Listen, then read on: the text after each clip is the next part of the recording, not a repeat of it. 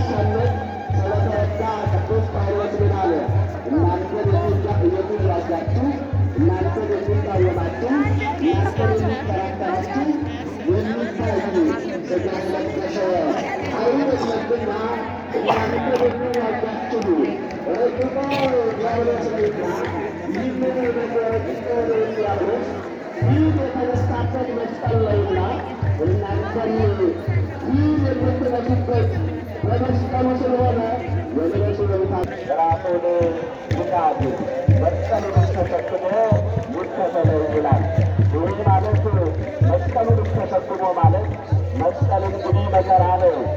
መስቀል መከራ ነው። መከራውን ታግሶ እግዚአብሔር ይመሰገን። መከራውን ታግሶ ከእግዚአብሔር ጋር አብሮ ምክንያቱም በመስቀሉ ላይ ዋጋ ስለተከፈለበት አምላካችን እግዚአብሔር በመስቀሉ ላይ ሥጋውን ቆርሶ ደሙን አፍስሶ እግዚአብሔርን ሰላም፣ ይቅርታ፣ ምሕረት የሰጠበት ነውና ስለዚህ ሁል ጊዜ ሲሆን